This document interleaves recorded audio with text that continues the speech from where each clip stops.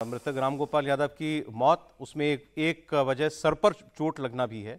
22 छर्रे लगे थे रामगोपाल को, सीने से लेकर चेहरे तक छर्रों के निशान हैं, पैर पर चोट के निशान हैं। ये हो सकता है कि घसीटने की वजह से चोट आई हो। 12 बोर के वेपन से गोली चली है और उससे उसकी मौत हुई है।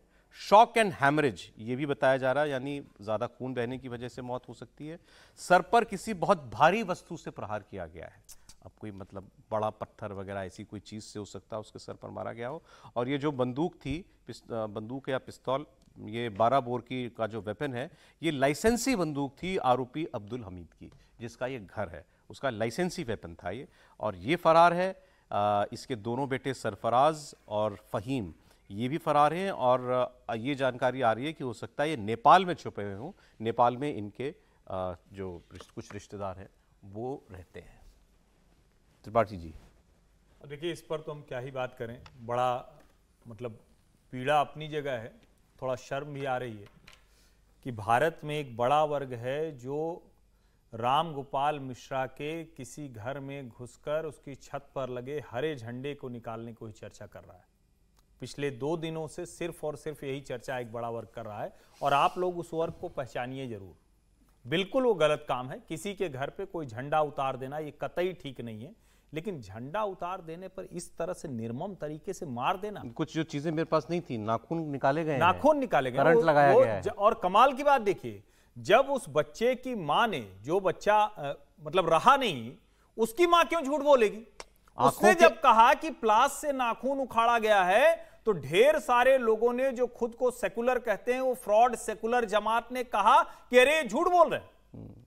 और ये छर्रे जिस तरह से लगे हैं, वो तो लगता है कि 12 बोर का ही इस्तेमाल किया गया होगा, चाहे वो तमंचा हो, बंदूक। अब आ गया कि लाइसेंसी बंदूक है, क्योंकि 12 बोर के ही छर्रे छिटक कर जाते हैं। दूसरी जो गोली होती है वो तो सीधे लगती है, आर पार हो जाती है।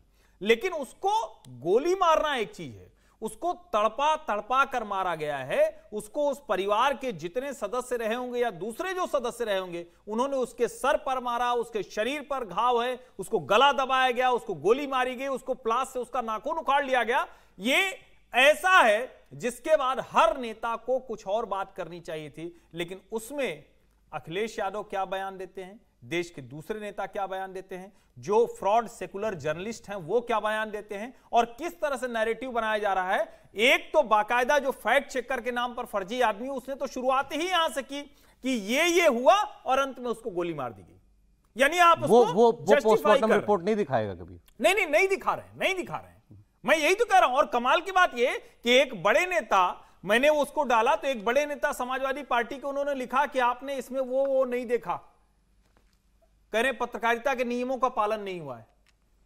अरे भाई, आपके सामने पोस्टमार्टम रिपोर्ट है, आपके सामने उसी खबर में है, फिर भी आप उसको मानने को तैयार नहीं। ये जिसको कहते हैं ना, डराता है, हर लिहाज से बहुत दिल दहलाने वाली बात है। और जितनी रिपोर्ट है उसके हिसाब से कोई एक आदमी ने ये हत्या नहीं की है, सर। ये ग्रुप है, मल्टीपल नंबर। आंख के पास नुकीले चीज से किए गए घाव है। वो कल पिक्चर भी, वो फोटो भी देख रहे थे, तस्वीर उसमें भी दिख रहा था। लेकिन पोस्टमार्टम रिपोर्ट से ये जघन्य हत्याकांड। और जो बात हो रही है कि भाई झंडा हटाने वाली बात, उस पर कोई सहमति नहीं होगी कि ऐसा नहीं करना चाहिए, लेकिन उसकी क्या सजा हो सकती है वो बात है। लेकिन इसमें फिर से फिर बात आएगी कि आप लॉ एंड ऑर्डर की बात बार पहले भी गई थी, फिर कहना बताना जरूरी है।